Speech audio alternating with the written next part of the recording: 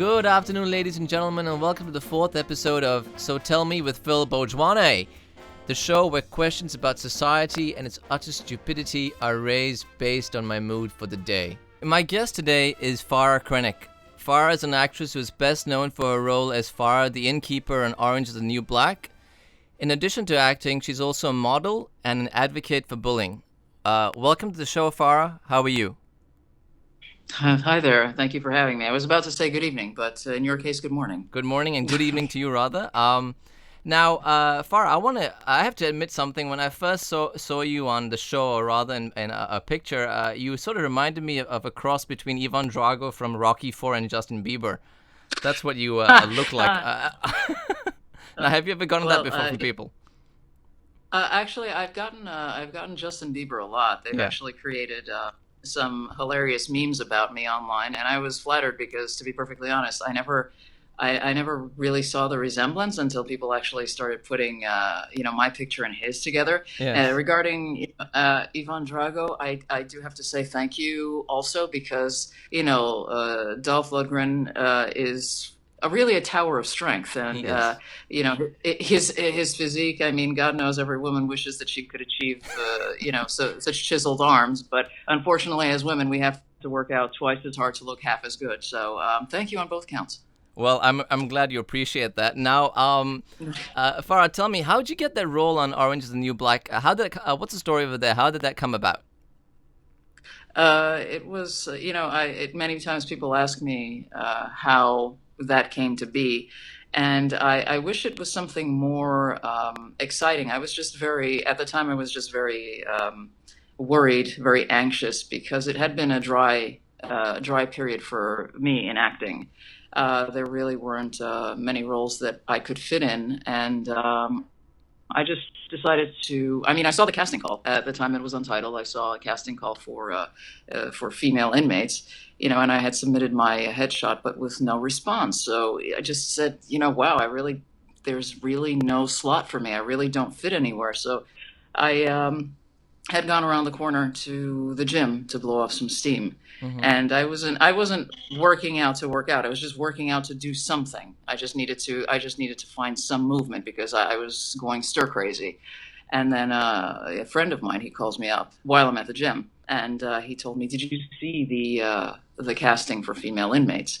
And I told him, "Yes, I did, and yes, I already submitted." And he said, "Well, what did you submit?" And I told him I submitted my headshot, and he told me, "Where are you now?" He asked me, "Where am I?" I told him I was at the gym, and he said, "If you're sweaty and disgusting and pretty much just looking very, very depressed, I want you to take a selfie of yourself right now."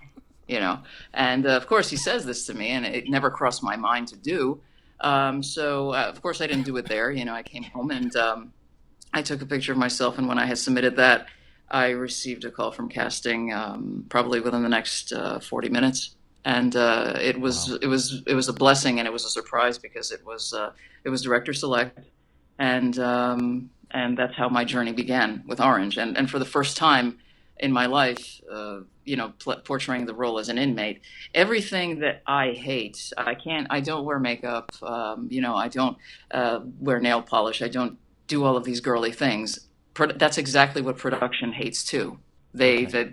Your role is supposed to be as raw as you are, as natural as you are. So we got Hmm. along famously from day one. Yeah, everything I hated, they agreed with. So Well, it was that's good. good. I mean, that's how it should be as far as I'm concerned. Now, one thing I want to point out, you said that you were a child of the 70s. Now, Laura Prepon, who was one of the main cast members on the show, she was on that show, that 70s show with Topher Grace and whatnot. Now, what was it like working with her and the other cast members? It looks like a lot of fun, judging from the outside. Now, I know you were on the inside in the prison cell, so how was that over there for you? Oh, I mean, and we have such a wonderful cast, and I also think that it's because of the fact that you see now everybody talks about Orange is the New Black because it is Orange is the New Black. Right. When I started, and when everybody else started, it was the beginning of something. I mean, we literally, all of us, we saw the show born. Mm-hmm. So we began when it was pretty much nothing, and then together, because of all of the hard work, the dedication, and the nonstop positive attitude, it became what it is. And you mentioned Laura Prepon as well as my other colleagues. All of these are just such amazingly beautiful and talented women, Very much so, that yes. the chemistry that we all had together, because we all portrayed, we gave each other mutual respect, professionalism, and of course, endless laughs, because I mean, it's fun being together, and it kind of broke up the day, because we had to tell jokes to each other. We had to, I can't say we had to be nice to each other. It just came naturally. So I was very blessed, because I was put together with a group of women that, really knew what it's like to spend long hours together and to make it work in such a way that it really didn't feel like you were going to work. It was something that you looked forward to doing. And then Absolutely. after, and afterwards, when, the more and more, I grew into my character as an inmate, the more natural everything seemed. It's actually, it's very scary, because I always get cast, as a junkie or an inmate. Mm-hmm. And I've never been in jail, and I don't do drugs, so it's funny that these two things, happen to follow me. But then again, you just called me, Justin Ivan Bieber. Drago and Justin Bieber. Yeah, So so you listen, might have been to jail for all I know. I just yeah. You're not telling me something over here. But now that this was Orange is the New Black is pretty much an all-woman cast. Does that play a part in the role that you play? Does it have an effect on your whole mindset altogether, or does that not matter to you at all? Well, quite the contrary. I'm very comfortable, but also, again, the number one thing that, to this day, to all of the production members, to our amazing and talented directors, to cast members, Mm-hmm. the reason why I have such a very soft spot in my heart and just embrace this entire show with gratitude is, it's because really was, one of the first shows that accepted me as I am. They didn't want to change it. They actually embraced immediately. They embraced me and the character. Right. I was one of their suburban inmates, and they didn't want to change anything. There was Mm-hmm. no, change your hair or do this, do that. And for somebody to welcome you like that, when you've had a lifetime of bullying, when you've had a lifetime of not being accepted, a lifetime of struggle because of this, it really is something to celebrate and to be thankful for. And So I'm thankful for the first day and every day. right. Oh, well, now that you mention acceptance, I mean, in terms of acceptance, have you seen the this industry change over the last few years for the better? I'm sure it has. And do you are you glad about this change? I think it's. Do you think it's a good thing? Of course, I mean, it is a good thing. But where do you see this going in the future? Are there Well, more right now, roles for the LGBT community? Have they embraced it, or are they still a little bit wishy-washy about it? well, it all depends. I mean, it can go in many ways, but as far as improving, it's changed so much. I can tell you this, because yes, I am a child of the '70s, and when I Mm-hmm. was growing up, being born female and looking more tougher, looking more masculine, and I don't do anything, for that, aside from the fact that my hair is just short. Well, I I'm wish I just had tall. hair. Yeah. I have a say. Well, consider yourself fortunate. Do you know how much money you save every year? You know, Not much, because I have I to mean, cut my sides really short to give you the illusion that I have hair. So I actually spend money on a haircut every week. But go ahead, nonetheless. I, well, listen. Some people collect stamps. What can I tell you? But I Does Bieber do that? it re- the industry has changed, Hmm. very much so. And the thing is that it's changed for the better, because of the fact that it embraces characters like myself. When I was growing up, there was. I mean, you can have a favorite actor or actress. You don't have to tell me he or she is. Okay. But the reason why they're your favorite is because of the fact, that somehow, in maybe a role that they played or something that they did in their everyday life, you identified with them. They impacted you in a way that they become your favorite. Myself growing up, I was searching for an actress like me. I really wanted to find somebody, that looked like me, or I could say, oh, she gets it, something like that. And I never could find her. And sure, I mean, there were many. I mean, I can't say no. I'm sorry, I can't say many. I can't really even tell you that I knew of one back then, regarding, gay female actresses. But after searching and searching and not finding and just being so frustrated, I just one day I said, you know something, I'm never going to find her. I have to become her. I'm going to be that actress that I'm looking for that way. Because I knew that there were other girls like me, and I knew that there was a need to send a message and to help people. And I said, well, I will represent them. And that was a whole new journey for me, because God knows it wasn't easy. Fantastic. It was not easy. No, absolutely not. I completely agree. I mean, if you're not going to be you in this life, then don't bother living it to begin with. You did this stem from the fact that I know that you're an advocate for bullying and you don't like it, and a lot of us have been bullied as kids and whatnot. Now, did this have you always been this way, or did this behavior stem from the fact that you were bullied as a kid, so it sort of transformed you and sort of shaped you into who you are today? Or were you always like this? No, it shaped me into who I am today. But see, I think my message, my anti with the anti-bullying campaign, is a little bit different. Mm-hmm. I don't nowadays. Some people take bullying to the extreme. In other Yes. words, where the youth is scared to even leave their home. A large population of children, because of the tragic events and because of the craziness that goes on in schools nowadays, they are being That's because there's stripped off the physical privilege. bullying today, and then there's cyberbullying, so there's no escaping it, right? Exactly, Yeah. exactly. And they are being homeschooled, and they're Mm-hmm. not being given the privilege of having that experience of being around classmates and having birthday parties and going on play dates and having movie night and all that. And God knows, I mean, growing up, I really didn't have friends because of the fact that I was different. So I was kind of like the outcast. Mm-hmm. But the message that I want to deliver for my anti-bullying campaign is injecting the youth with courage, because the bullying will go on until they keep, as long as they keep running. To me, it's stand up, face your Yes. fears, stare down your demons. Now, There's nothing wrong with sticking up for Now, don't yourself. you find that to some point, being bullied is, for lack of better term or phrase, it's almost good because it sort of teaches you to become tougher and stronger. And kids today, they're quite weak, in my opinion. They're very mollycoddled.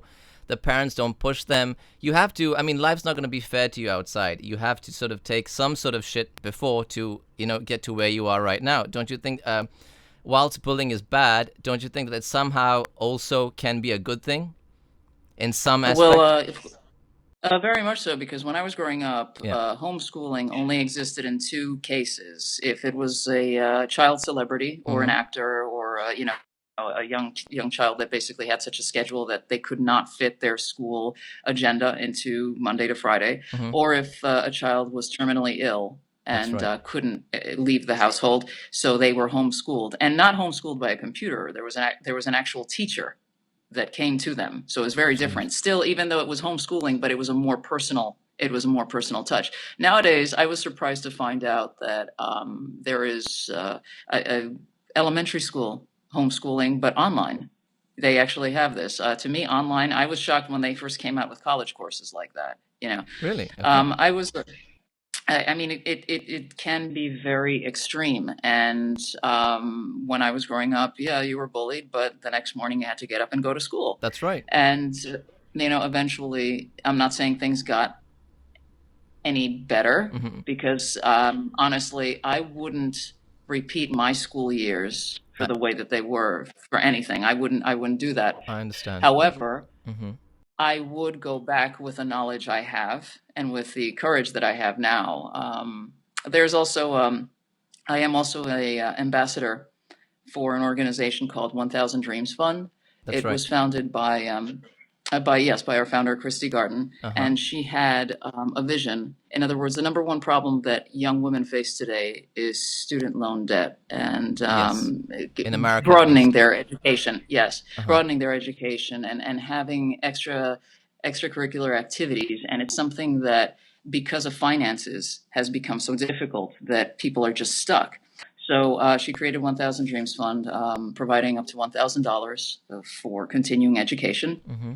And she approached me asking if I would be her ambassador to speak to the group of young women. And when this happened, I was so taken. I just said, me, you want my voice? You want me to talk to your students? Why?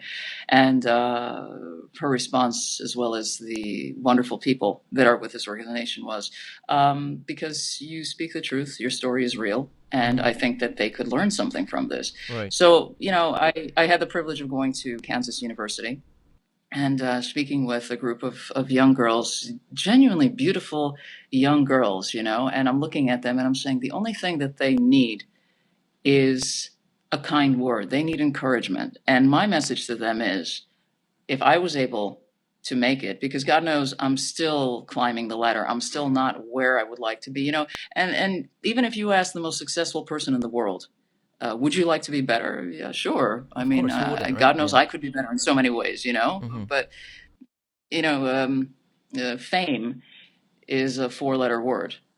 It's no different And than it starts with an F love as or well. Yeah. hate. What? Uh, yeah, and it's no different than love Mm-hmm. or hate or the word rich. Mm-hmm. The what actually defines this word is ultimately what we do with it.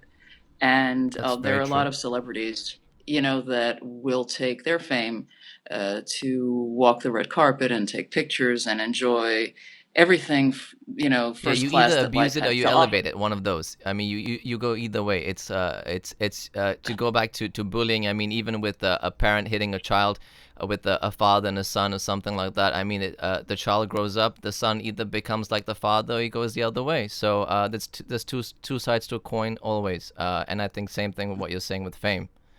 Well, a It goes. celebrity, I think that the definition to me of a celebrity is somebody that impacted your life in such a positive way Hmm. that you praise them as a form of thanks. And because of the fact that they're Yes. doing that, you're put in a position where you can be like the celebrity that I just described, that'll Right. just be on the red carpet and enjoy life, or you can help. See, to me, the biggest reward is if somebody comes up to me Hmm. and says, thank you, or I'm doing this because of you, or I feel better because of you. I've changed this in my life, or this has happened to me. Because to me, if I touch one heart, I'm touching an entire generation. When I was in Kansas University with the 1,000 Dreams Fund, I told the girls, I'm speaking, in a college campus in a huge auditorium, and I said to them, I was asked to come here tonight and be your ambassador, but I leave you actually asking for a favor. I want you to become my ambassador. I need you to become the army of Farrahs that I needed when I was growing up. And how can you do that? I need you to become a celebrity by helping your fellow classmates. I need you to never neglect one another. I always want you to encourage each other. I want you to say something that maybe to you means nothing, um, but in the end, it can save somebody's life. Never underestimate what a kind word can do. Yes, I completely agree with you, and that's actually very very eloquent of you, Farah. I'm quite impressed, to be honest. The are you so? If, for example, one day, does the acting and the being an advocate for bullying go hand in hand for you, or would you give up either or to do one, or do they I complement think each that other? with acting, I think, especially if I portray myself and I don't have to wear anything girly or be plastered with makeup, I think that if somebody sees me, a girl like me, or somebody that's searching for a girl like me, I've sent a message already, Yeah. and I've helped them because of the fact that they found what I couldn't find when I was younger. And I never thought the day would come when I would actually say the phrase "when I was younger." Even when I was in the university, I was laughing with the girls, and I said, I never thought I'd begin a sentence by saying "you kids." Yo, I know. I think I know how you feel about that because I do the same thing. I find myself doing the same thing every now and then with the newer generation coming up. Hey kid, what's up? What's going on? That sort of thing. But look, you're doing something special over here, and if you're helping society, that's the whole point of living, as far as I'm concerned. To be a part of the solution and not part of the problem. So. And my whole show is based on how stupid society is. When you hear the intro coming in, you know what it's all about. I really wanted to talk further about the bullying, and I think you've hit the nail on the head. And are there? So is there any way that you want to sort of push this outside towards society and get more members on board, or how does this work with your with 1,000 Dreams? Was it? 1000dreamsfund.org. Okay. This is where you can find more information about it and where you can also help be a part of it. It's 1000 Dreams Fund, 1000, but the number 1000dreamsfund.org. Yeah, fantastic. Okay, so people, please check this website out. That aside on bullying, let me ask you something else. This seems to be an issue of mental health as far as I'm concerned. Now, for the sake of the younger generation coming up today, how do you think that they can turn all the experiences around and go the direction that you did? You turned your whole life around from whatever your background was, from bullying to this. Uh, what are some words you'd like to give the younger generation today to sort of go the same way? Well, first of all, based on everything that happened to me, Hmm. I could have become the most miserable person in the planet. Well, welcome to my life. Uh, Yep. you're not that bad. Well, you'll see as we know Uh, as we go on. Okay, go on. Sorry, my bad. well, the thing is that I had a choice. I could either be that somebody very bitter, somebody very miserable, Hmm. or I could turn my poison into medicine. And then I think that the most beautiful thing that you can give anybody is yourself. It's almost like spouses or that think that they don't mean anything in their spouse's life because they don't do the exact same thing, and forgetting that when they come home, um, they find in each other home, they find each other comfort, they find each other love. That's something that money can't buy. You That's right. have the Yep. rest of the world to treat you like crap, and you expect to find love and comfort from the one person that you love. This is what I also tell the youth if they're because nowadays the number one thing that scares me most is the online dating. I've met so many young girls that are telling me that they're heartbroken because they have somebody that they met online that broke up with them via text, or they've had this emailing relationship. I can understand why it's so easy to get sucked into that. I've seen that show Catfish. It's all based on it. It's very dangerous. It's very scary. It's a very stupid show, but yeah, And no, but it just goes to show how long somebody can spend talking to a complete stranger. that's right. Yep. It's ridiculous. And Absolutely. So the she go message that I back would on. have to the youth to avoid this is to become more personal. Okay. I'm not saying don't use your cell phone. I'm not saying don't go online, but don't use it for everything. Absolutely correct. Let me just segue a little bit over here. To, speaking of this, I mean, well, while we're talking about this generation, I remember you. I remember watching an interview of you that you did. I think you were. You mentioned you were on a play on Broadway called "Eating Out." Was it? Was that the name? It was Yes, about that was that. bulimia. Yes, Now, yeah.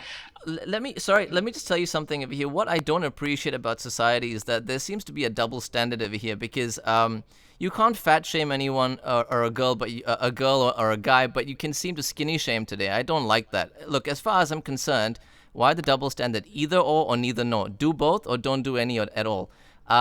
For the girls of today, the models, or even look, people of any size. What are your thoughts on this? What is your advice to them?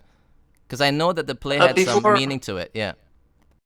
before people pass any judgment, and Hmm. before because it's very easy to see a picture and point the finger and make fun or Hmm. make a statement, and immediately it's very easy to find somebody stupid Oh, absolutely. that'll say something smart. You know, um, before they pass judgment. Anybody that had when you say eating disorder, people automatically think anorexia bulimia.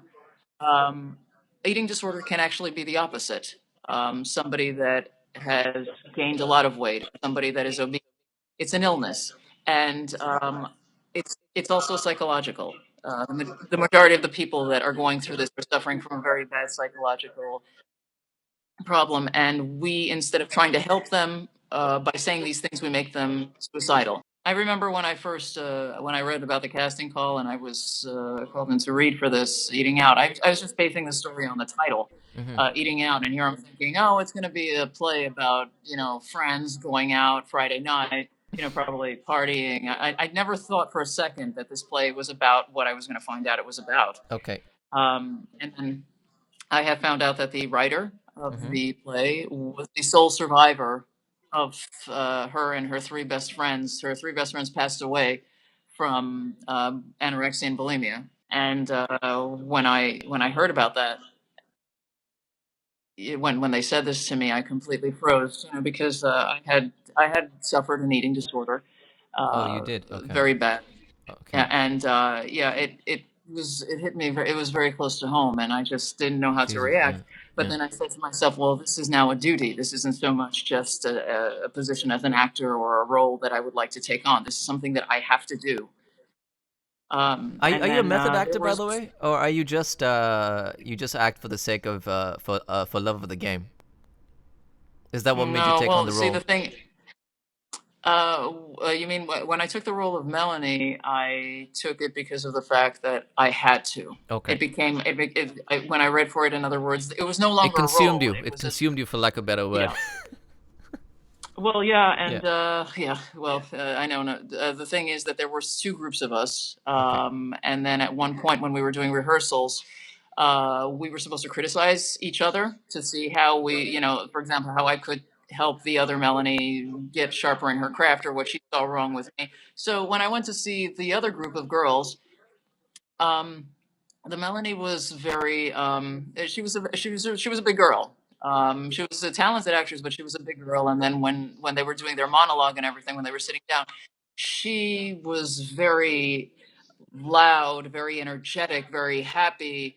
And because of the fact that Melanie was actually the illest one from the group, Mm-hmm. she was actually the one who passed away first. Oh, I I, see. I said to her, for a girl that's very sick, you've got way too much energy. You are way too happy. You are way, in other words, I remember when I was portraying the role, and this is before, I mean, I don't applaud cigarettes, but this is before cigarettes meant schedule your hanging, you know. I was sitting in a corner with a very, very tight black outfit on, and then smoking a cigarette, and my hand was shaking, and I was had You to sure have you won't playing Catwoman, by the way? sorry? You sure you won't playing Catwoman? No. Yeah, I think that they picked the best two actresses to portray Catwoman, Halle Berry and Michelle Pfeiffer. Michelle Pfeiffer They was, were yeah, wonderful in Catwoman. fantastic. Michelle Pfeiffer rocked in Catwoman. Oh my God, yeah. Oh, Yeah. she rocked in every sense of the word. But yes, go on. Sorry. Yes, very much so. No, but so there are certain roles in life that you will come across, and then you'll say, "Well, this is my mission. This is what I have to do." Now, the whole purpose of eating out was to eventually, have advocates and promote the play nationwide. I don't know how they ended up, if they're still doing it, but I always remember it, and I talk to the youth today about that, and I tell them, it could be an eating disorder, it could be a personal problem. It could be something that you think is so horrible that nobody would understand. But I promise you that even though haven't been through the exact same thing, there isn't anything that I wouldn't understand. Right. Uh, So if there's anything that they need to speak to me about, if they want to leave it anonymous, if they have a question, talk to me. so do you think, because don't you think that there should be some boundaries though with everything in life? I mean, if people have the leeway to do anything that they want, don't you find that that might have some serious repercussions? In fact, on the other end of the spectrum, you talk about Well, we're suffering understanding. already. We're suffering now. Yeah, well, you talk about understanding. I think a lot of people cannot grasp that concept just yet of understanding everything fully. So, like with the LGBT community, a lot of people, and I'm going to be very honest with you, and please don't take offense to this. Even I sometimes don't understand the part about being transgender. Like with Caitlyn Jenner, is this person a good example of setting a tone in your opinion over here? I think that see the reason why a lot of people don't view transgender as being regarding role model, Mm-hmm. if that's for lack of a better word. Mm-hmm. The thing is that to me, anybody that is transgender and wants to tell their story and wants to walk out their door and just be themselves, that takes a tremendous amount of courage. Okay. because of the fact that the reaction that people are going to say. So to me, yes, for example, Caitlyn Jenner, yes, I mean, she is a wonderful role model because of the fact that we all remember her as her former gender as Bruce, and The Olympian. the profession as being a champion, as being a hero, and then all of a sudden, a person emerged from him that we never would have imagined. I You have know, to that ask you one thing while we're on this and just interject over here. You remember here? I don't exactly know when this was, but he was on Ellen a couple of months ago, maybe, and Ellen asked him, "What's your take on on gay marriage?" And then he went sort of sideways with that and said, "I don't agree with it." So I'm very confused at this person at her, him or her. I don't know what to call them anymore. The standpoint on this whole issue. If you I become think a that transgender and then you say no to gay marriage, where do you stand? everybody, in many ways, it's does not understand or does not agree with. Just because of the fact that it's in your community doesn't mean that you have to agree with it. Okay, I'm going to right. give you a very bad. I'm going to give you a very bad example. But then again, no. The reason I'm saying a bad example is because, for example, some people consider themselves religious. They'll call themselves religious, but for example, they say, "I don't believe in the Bible." Hmm. Or I don't believe in the commandments, or I don't believe in this. So then, why do you say that I think that they you're mean Christian or spiritual. that you're Right. Okay. exactly. Yep. So I think everybody says that they are something, and they Hmm. kind of adapt their lifestyle into what's most convenient for them. Just because of the fact that they may not support a certain thing doesn't make them that they don't support the people. It's just So something that doesn't work for them. so is everything a double You know, standard then? Is everything in life probably a double is. standard? I mean, as much as people say that they are not sexist, Hmm. that that everything is gender neutral, Hmm. I think that certain things or certain roles are expected out of men and women. Yes. For example, God for another bad example. God forbid there's a terrible car accident, and there is mother, father, children in the car. The children survive, and the mother dies. Immediately, there's this horrible cloud over everybody. Oh my God, the children, they're going to be without their mom. He has to find a woman to help him raise these children, right? And if the same accident happens and the father dies, first of all, everybody's thinking, well, the kids will be okay because they have their mother. And if she tries to find a new husband, she's a whore. You're not thinking in your kids. You're going to bring some strange guy into your household instead of dedicating yourself to your children. Uh, as much as people don't want to admit, there are certain things. I mean, I'm very old school. I God knows I'm the last person on earth to be sexist, but I just do think that certain things are expected out of a woman. Women are just supposed to be better. No offense, Well, they guys. are better Women as are just supposed to they be are better so. in every possible way. Women are more soft. Women are more delicate. They're more sensitive, um, and they are supposed to be It's a case nurturers. of We are nature nurturers. versus nurture, isn't it? Well, I mean, for example, in the Czech Republic, Hmm. Mother's Day isn't celebrated as much as International Women's Day. Oh, interesting. Because of the fact that, for example, here in the United States, we have Mother's Day. And what it means is that if you don't have children, that day does not belong to you. I But what see. happens to all of the women that have helped raise, for example, I have a numerous amount of friends that have helped raise their sister, their The children, kids, yep. or they've helped an elderly parent, or they've helped, or they do community services, they help people, they nurture, they do charity work for the homeless. So this doesn't count because they're not a mother. So overseas, they celebrate International Women's Day, which makes more sense. In other words, we're celebrating all women That's because right. all women are nurtured. That's right, and you should honor all of them. Okay, fair enough. Yeah. I understand. That leads me to actually something else about roles. I mean, everyone plays a role, I guess, in the day and age, or rather, since the dawn of time that we've been living in. Let me ask you this: with the community that the LGBT community, and now this whole issue about the Oscars about being so white in color and whatnot. Did you feel that that again, a double standard. Color aside, what about gender? I mean, we had Eddie Redmayne being nominated for the Danish Girl, and then I think there was some outcry from I don't exactly remember where the source was from about why couldn't an actual transgender play the role. Does that bother you? For example, that does not bother me if, I mean, granted, it should be if the role calls for somebody that's transgender, Mm-hmm. it should be. However, the reason I have to be a little bit lenient with that is because of the fact that I've been asked to come in and read for transgender roles. Okay. People, sometimes I have read roles that call, female to male. And of course, clearly I'm not, but if you look like that, that's what they're calling you for.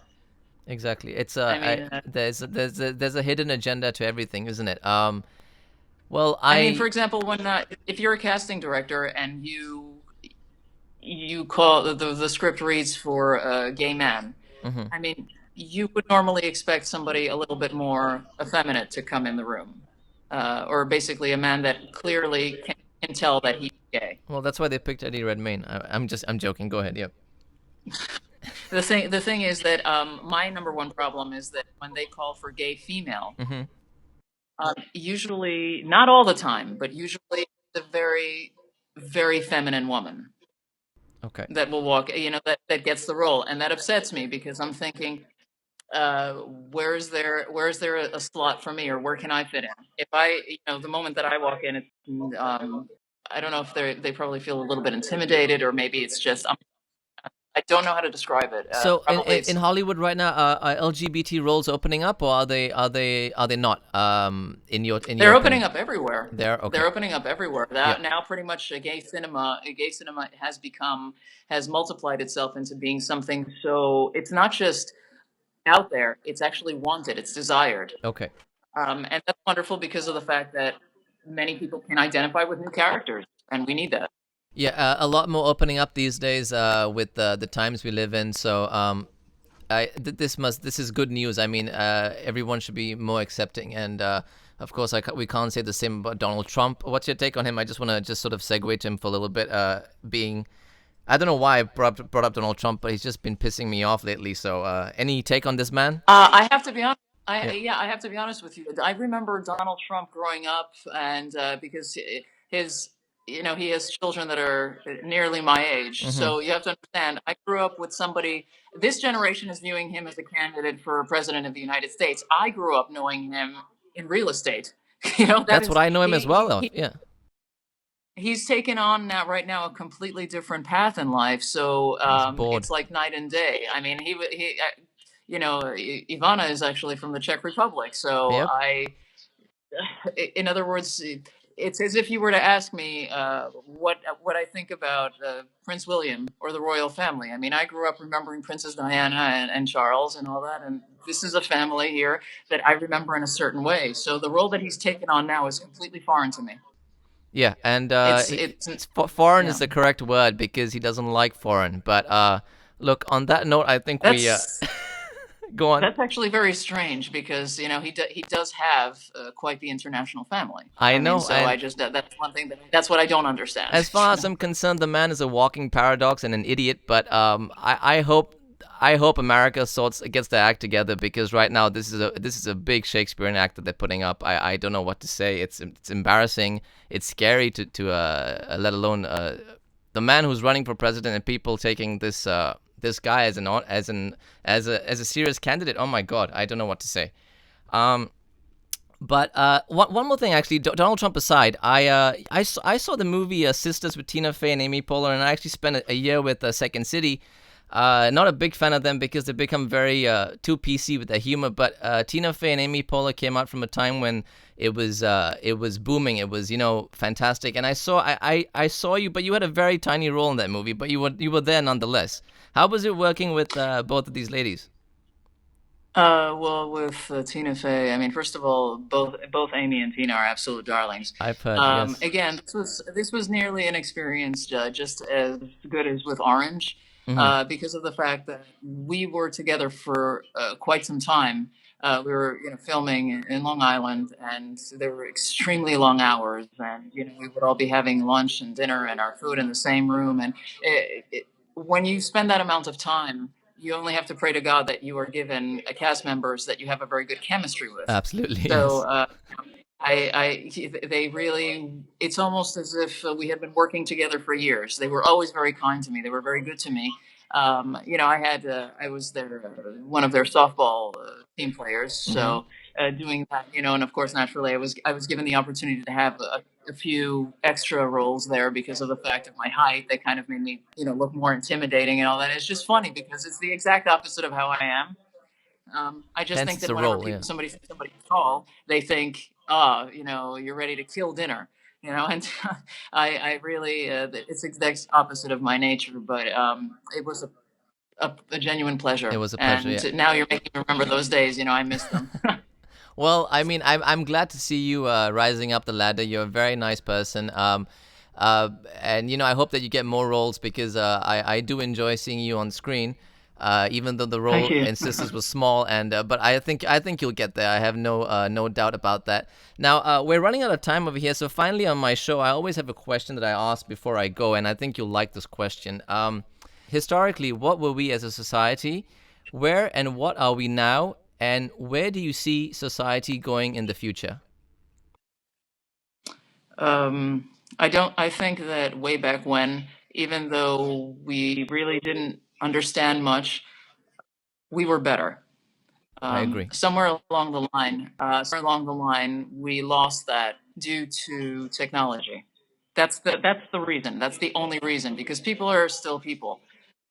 Everybody has a heart. Everybody has a mind. Everybody has a Exactly. voice, and that As has been far you replaced completely with agree, typing. and you and Kreskin have the same publicist, was a friend of mine, and he had a very similar answer with the tech stuff because I think that everyone's becoming a drone, and people say social media, social media. Well, look, if you're going to be on social media all the time, the last thing you're actually being is social. Because if you want to be social, go out there and interact with people, not at home in front of a screen. Well, I remember way back when AOL, the chat rooms, that Mm. was actually very famous. The chat I rooms, remember and you those. Yeah, could pretty much see what you were interested in, the age range. It didn't. You could find a chat room for any. If you liked fishing and you were 50 years old, you could find a chat room for that I or grew up create one. during those days as well. Yeah. Um, and the thing is that that coincidentally was the time when they came out with the most interesting article. I wish I still had it, but I'll never forget the words.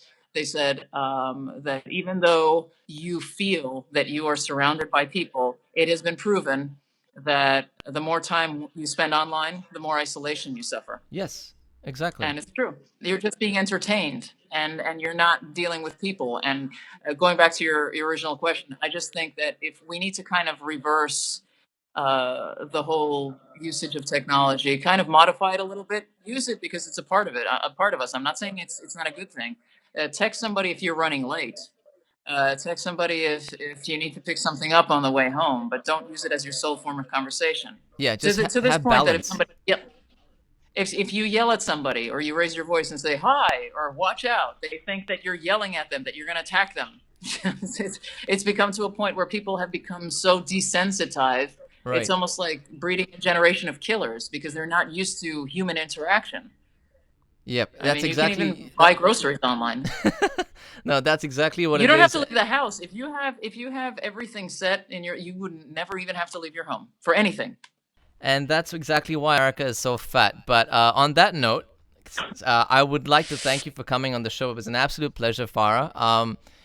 Thank Perhaps, you, thank you. It no, was, thank you so much. Perhaps we'll chat soon again when you have something else. Before I go, are there any dates or gigs you want to plug that you have coming up in the next couple of weeks or months? yes, actually. Ironically, I've been cast on Gotham as a female assassin, Oh, nice. which I I love that just I show. laugh when I hear these things because in general, when you say that, it just sounds so vicious. But yeah, but I'm very blessed if they think of me. Period. And then I believe in the next coming week, I am working on a new project. It is untitled, but Hmm. I will keep you posted on that because there are several in the works now. This is pilot season. So there are a lot of untitled projects that are going on, and then remember way back when Orange is the New Black Mm-hmm. was a story because it's based on a true story, but it wasn't what it is today. Way Right. back when. So Right. you never know. You never know what. That's why you can never take any role. You can't say that's a small role because my late grandmom would always say, even a small fish makes dinner. Uh, You don't know what that can become. Absolutely. And you always So go on those words from your grandmother. They always had something special to say. And on that nice note, I think I'd like to thank you for coming on the show, and let's chat soon again. very well then. And please, if you gentlemen are going to have a Bloody Mary tomorrow or today in Australia, think of me. Oh, it's morning. We're Good having one night. right now. You're welcome to fly down and join us.